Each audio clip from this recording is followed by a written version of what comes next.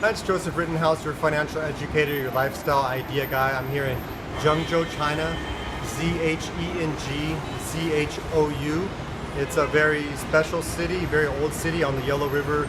You know Yellow River, Chinese have been living here for like 4,600 years. It's a very important city, not just for Chinese history, but for human history. And that's why I like to come to special places like this, because it helps like shake me up and I realize my small place in the whole scheme of human history, and it's a way of keeping me awake. And that's one of the main points of making this video today, is you got to keep yourself awake. You got to shake yourself, you got to shake your mind up every day, and you got to shake your heart up. You got to be alive and don't fall asleep. We only have one life, so you don't want to be falling asleep. I don't want to just be back home studying in one place, same environment, same people. I always want to be trying to smash as much life into my day as possible. I want more people, more places, more things on top of studying, on top of property investing, so that I'm getting the most life out of my time. I want to do more life, get more life out of my day. You'll notice that I haven't been you'll notice that I have released some videos recently on YouTube from 2015, 16, and 17. The reason why I didn't release those videos back then was because it wouldn't have made sense. If I was talking about, I'm making good progress on my plan, it wouldn't have made sense back in 2015. But now that it's 2018, you can see what I was talking about now, that I was working and saving money and preparing to buy a house. Working, saving, preparing to buy an apartment. So now that it's 2018, you can see, oh, he was following a plan, and that's the backstory. So I'm trying to get caught up with all those old videos, and then at some point, the videos will just be from 2018 and on.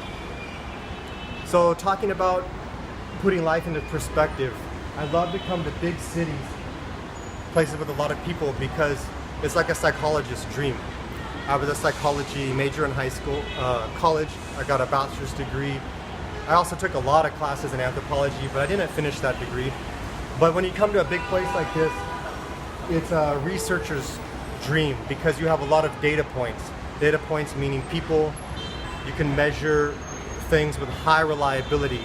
If I just look at one person and their behavior, their actions, it's hard to really come to any conclusions about what people want and don't want, and what they're going to do and not going to do in their life. But when you get a lot of people together, you can collect a lot of data. And if we do an experiment with a lot of people, the results of the experiment are going to be highly reliable, because we've measured so many people's behavior that the answer that we come up from that research paper is going to be highly reliable. So to me, life is like a big experiment. I'm almost like doing daily experiments in my life. Two of the important things that I want to talk about first about psychology specifically is the correlation coefficient, and that correlation does not necessarily equal causation. The causation does not necessarily equal correlation. The first one, correlation coefficient. This is kind of specific, but say we're doing research and we're measuring people's behavior. And we're gonna say that people in this city want to buy blue t-shirts, and people in Beijing like to buy yellow t-shirts more.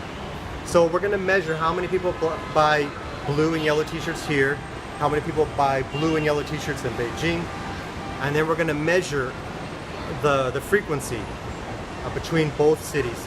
And if it's very significant, if the number, the correlation coefficient between people in this city buying blue t-shirts and people buying yellow t-shirts in Beijing is very different, we can say yes, the correlation coefficient is high enough that we know that people in this city love to buy blue t-shirts, and people in Beijing love to buy yellow t-shirts. This little weird math is something that the idea of this math is something I keep in my head all the time. Whenever I'm watching people behaving, I'm always asking myself, is it enough evidence to say that this is really happening, or it's too close to call, it's too close to say? So you can't just say two things happen together and that must be causing that A must be causing B. You have to really have enough times that it happens, and it's very significantly different before you can really say, yes, people in this city love blue t-shirts for sure, and people in Beijing love yellow t-shirts for sure. And that can also lead to an idea that's kind of dangerous, that correlation does not necessarily mean causation. What that means is that just because two things happen together does not necessarily mean that they're causing each other to happen. Just because people are buying blue t-shirts here in Zhengzhou does not necessarily mean that people in Zhengzhou like to buy blue t-shirts. We could have made some sort of error. Maybe if we really did our research better, we would have found out that there was a shortage of the yellow dye in this area. Or maybe we find out that there's some socioeconomic thing at play here, or the resources are low, or there's, you know what I'm talking about? There could have been some other things. So just because people in this city love to buy blue t-shirts does not necessarily mean they love to buy blue t-shirts. You have to really do the thorough research, and correlation, two things happening together, does not necessarily mean causation. So when I walk around as a guy with a bachelor's degree in psychology, I'm always thinking, just because two things happen close together does not necessarily mean that this caused this to happen. And if something caused something to happen, it needs to be very significantly, for sure. I want to know that this really is causing this to happen. And I'm going to test it multiple times over multiple days, over multiple environments. That's why I like to travel. I want to meet different locations. I want to see different people, different genders, different cultures, because as like a junior psychologist, I'm always testing my ideas in different places. And if I notice something happens in America, and it happens in China, and it happens in Europe, then I'm pretty sure that this is a human behavior. It's a consistent behavior that happens across all genders, cultures, and locations. Then I might start to live by that principle, because I know this is a pretty solid conclusion that I've come to.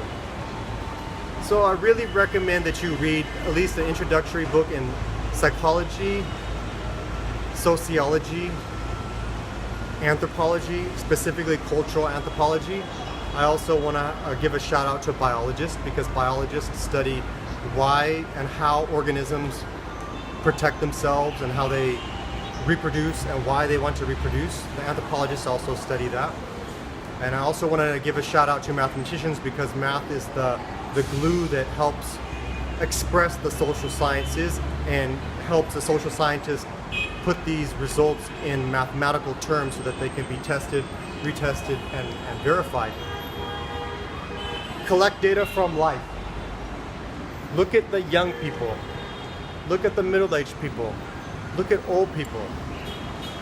I look at young people and I think, wow, you can really lie to young people. You can lie to children and they believe you. And I think you can manipulate them. You can control them. You can hurt them very easily. And I think I was a child one time. That means people could have manipulated, lied to me, hurt me a lot when I was a child. So I see a relationship here. If other people can do it to them, and I can lie to children, then other people could have lied to me. Let me keep that in mind. Then I look at middle-aged people, and middle-aged people, they don't always look so happy. Looks like they don't always know what they're doing. They look kind of lost. Looks like they make a lot of mistakes in their life. So I'm thinking, I'm a middle-aged person. That means I could be probably lost right now. And I might not even know it. So I gotta make sure I stay awake and alert.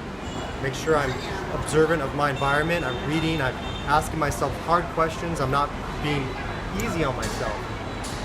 I look at middle-aged people and I say, that's where I am, or that's where I'm about to be. Is that really where I want to be? Hey, let me really consider this. Then I look at old people and I say, wow, some of these old people don't look too fulfilled with their life. It looks like their life was very difficult and they got somewhere that they didn't want to be. I don't want that to happen to me. What did they do, and how do they end up somewhere where they don't want to be? Let me keep that in mind. Let me write that down. Let me study that now while I'm young, so that before I get old, I can avoid that happening to me. So I'm constantly taking note of what's going on in my environment with young people, middle-aged people, with old people. I'm collecting data. I'm running little experiments in my mind. Did this cause this? Or did this cause that? How likely is it that this caused that? How can I change this to not cause that? And I'm doing this almost on a daily basis. Also, be careful about where you're collecting data. This is why I travel again, is because I want to see different environments. I want to see different people. I want to be with different genders, different cultures, and I want to cross, what do you call it? I want to increase my sample size. I want to know that what's happening in my life and what I think is happening and what I think is going to happen is not just limited to men. It's not just limited to my culture. It's not just limited to California, and not just limited to people who live in Riverside, California, where I'm from. It's not just limited to tall people. It's not just limited to white people. So I want to shake it up, and I want to get around Chinese people, European people. I want to get around people who speak different languages. I want to be around different genders so I can run my experience and I can be very sure that the conclusions that I come to are accurate and I've got good answers to life's problems, and they're really going to work if I follow the solution that I've come up with. I go to cemeteries. Go to a cemetery and just be quiet and watch. Say, what happened here? How did these people end up here? How do I not end up here sick or end up here too early? What did they do to end up here? It seems like the people here in the cemetery that are dead, they have a lot of regrets. How do I not let that happen to me? Wow. I go to hospitals. I seriously do this. If you can't go to a cemetery or a hospital and walk out and be like, wow, I don't know how to help you, because every time I go to a cemetery, a hospital, or an awe-inspiring place like the Yellow River, I walk away like shaking my head thinking, wow, wake up, get a pen and paper out, read a book, go for a walk, breathe some sunshine. What's going on here? Where am I coming from and where am I going? Go to hospitals and ask yourself, are these people happy? How did they get here? Where did they come from? Where are they going? Did this cause this? Or did that cause this? What's causing what to happen here? Go to schools, watch students when they're learning and ask yourself, what's going on here? Do I like what's going on here? Watch people when they're working and say, is this what I want to happen in my life? How did they get here? Where did they come from? And where are they going? So I'm always running these little experiments in my life. And then I want you to experiment on people. Just do little experiments. Someone said, watch the direction that people are going in and then run the other direction. This one guy said his key to success was that's what he did. He saw the direction that everyone was going in and then he just ran the other way, and that's how he became successful. And to be honest with you, a lot of my success in life, the good things that have happened to me in life, have been because I ran the other way, or I tried to figure out a different way to do it. I didn't follow the group. Next time you're in a big group of people on the subway, at the airport, or in a baseball stadium, just step back. Step back and don't follow the group and watch what happens and analyze what's happening. Let them go first. They take the elevator, you take the stairs. You know, you see people sitting there pressing the elevator button 15 times. They sit there for 5 minutes. You could have just taken the stairs and it would have taken you 2 minutes and you would have gotten a little bit of a workout. So you have to ask yourself, what's going on here? And wait a second, am I just kind of being lulled into some sort of autopilot? Am I doing these things every day? Am I just pressing the elevator button of life? Or, hey, wake up here, maybe I should just take the stairs of life. Drive slower. Ask yourself, did I really get to my destination that much later? If I drive slower, I'm kind of like enjoying the view as I get there, and the other people only beat me by like 5 minutes. I think I'm just going to drive slower from now on. You got to literally do the math in your head and ask yourself, is what I'm doing, you know, having a good effect or not? Or is it better now, or is it worse now that I'm changing my behavior? Let other people go first. The other day, buying tickets for the subway, I just had to walk 20 steps that direction because there was like 5 machines. These first 3 machines were just packed with people. I only had to walk 20 steps down to the last machine to get my ticket 10 minutes earlier because I just stepped back and I said, hey, wait a second. what's going on here? What do I want to do? What do I really want to do? What's going to happen if I walk back there or if I stay here? So you got to stay awake. Test people. Do something like make a video like this, or act happy in front of people, and then look at their eyes. And you'll notice something that's kind of frightening. You'll notice that if you act happy or silly, you notice that some people will see you and they'll get angry. Why is he so happy? You notice that some people will look depressed. I wish I could be happy like that. Then you'll see in some people's eyes this look of kind of an envy. They wish they could be free and happy like that. Test your environment by acting happy and free, and you'll realize that when people look at you, they're actually restricting themselves a lot. They're only doing half of what they're capable of. And if you really look at yourself, you notice that you're looking at other people kind of thinking the same thing. I see people on YouTube and doing, great leaders of the world doing these great things, and I think, wow, that's great for them. I don't think I could ever do that. And I think, wait a second, that's just like those other people that were watching me. So if I'm watching these other people kind of envying them, wanting to be free like them and happy like them, that means I could do the same thing too. Okay, now I see the relationship between people and our behavior and what we think we can do and what we think we can't do. So I break down the false beliefs that I have. And like I said before, even try, test it out. Test out lying to people. If you're a teacher or a parent, you don't have to really do it, but ask yourself, how easy would it be for me to lie to my child about where babies come from, or lie to them about candy bars are healthy, or you don't need to eat an apple, eat a candy bar. You'll realize that the baby will be like, okay, mom and dad said so. Or if you have a job, you work at a bank, just lie to the customers, or just pretend in your mind, do a thought experiment, ask yourself, how easy would it be for me to lie to the customer? And the customer would just say, oh, they said I'm supposed to go down the street to the other bank. And they're like, okay, goodbye. And you'll realize that some people, they're very trusting, and they can be manipulated and led astray.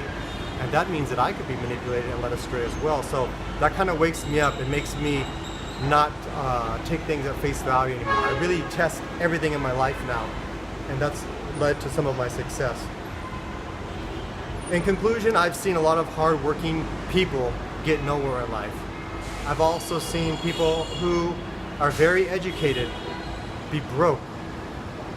And I've seen very educated people with really terrible social skills and very poor interpersonal skills.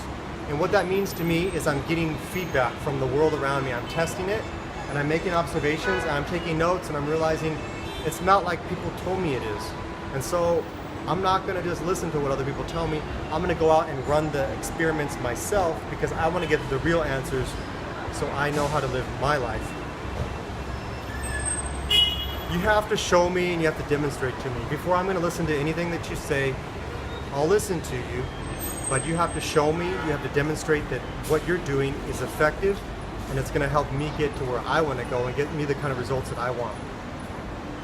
So go out there, it's a big world. Interesting people, run your experiments, wake up, get out of the fog of your mind, travel, look at different places, people, things, look at art, listen to different music, go for a walk, keep your body active, keep your mind active, keep your emotions active, go out, make observations, and ask yourself what's going on. Jim Rohn, R-O-H-N, Jim Rohn, he said that a hippie will ask, what's happening, man? And an enlightened hippie will say, what's really happening, man? Jim Rohn's great, really a smart guy. So go out there, go into the world, and ask yourself, what's really happening? Wake up. From Zhengzhou, China, good night.